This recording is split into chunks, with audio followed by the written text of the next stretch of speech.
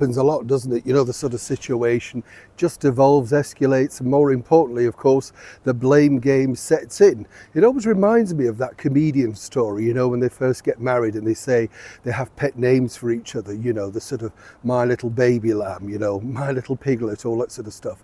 And as he pointed out, it's fine. And as you get married for longer, the animals get bigger. You know the sort of thing I'm talking about. According to a source, this is what's truly happening behind the scenes with Harry and Meghan right now, the former royals known as the Duke and Duchess of Sussex. And quite frankly, you know, they're at loggerheads, whichever way they look at it, and however much Prince Harry decides to deny it on the stage of the New York Post. But the reason behind it is actually, well, let me explain. Morning, good to see you. Thank you so much as ever for joining me today on a windy day here in London town, but at least it's not raining and we don't have any snow and hail and all that sort of stuff. Everything the weatherman predicts, yes, have you noticed that? By the way, I'm glad that you enjoyed the recent video about a beautiful actress of a certain age, a wonderful age, in fact over 100, Olivia de Havilland, and our late and brilliant monarch, Queen Elizabeth II. Wonderful story, as ever, all free to check out whenever you fancy a change of pace. It's always good to find other stories, trust me, and I love sharing them with you because as many people know who watch the channel on a regular basis, I just love Hollywood, you know, particularly the golden age, and so lucky to have met those people. And then you get the stories, and when you're younger, tell me if I'm right about this, you don't necessarily take in the sort of, you know, how much it really means. What you think, oh right, yeah, okay, that seems 100 years ago. When you get a bit older yourself, so do you think, wow, you did that? You know, it's great, isn't it? You know, age is a wonderful thing. Well, as long as we can still move around, or at least, well, we get up. That's a bonus, isn't it? Two people who are not getting on, let me tell you, is none other than Harry and Meghan. Literally, whatever Harry said on that stage of the New York Post, things are just difficult, right? And this happens in all relationships.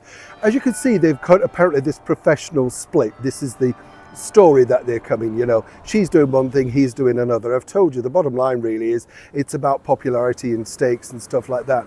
Meghan was out to prove that her ideas were simply the best, naturally, and she felt, of course, that her ideas were the ones that, well, were going to take off. You know, the idea of absconding from the royal family, setting up all this sort of stuff, raking in millions because they were simply so popular. He fell for it. He believed it, and more importantly, he actually bought into it lock, stock and barrel.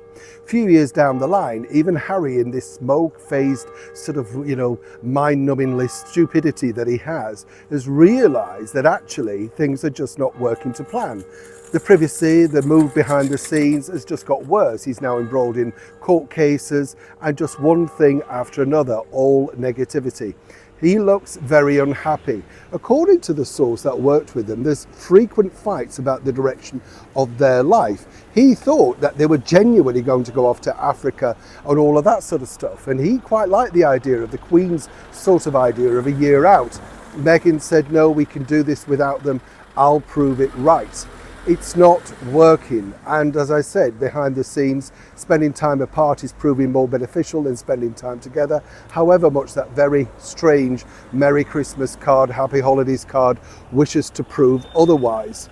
Now, what can they do? Well, kind of, they're stuck with each other, and really, Harry really needs her, simply because she's a mother figure that apparently he turns to, and remember, she takes full control of everything household-wise, including the finances. Make a note of that, right? So for now, whether they get on or not, and they're at loggerheads and literally time apart is better than time together, well, they're stuck with each other. Some might say well-deserved. Others might have a shred of sympathy thinking, well, not too bright. But either way, Harry got what Harry wanted. And as he famously said, what Meghan wants, Meghan gets. Well, she's got what she wanted, but as Harry. Neil Sean in the very heart of London.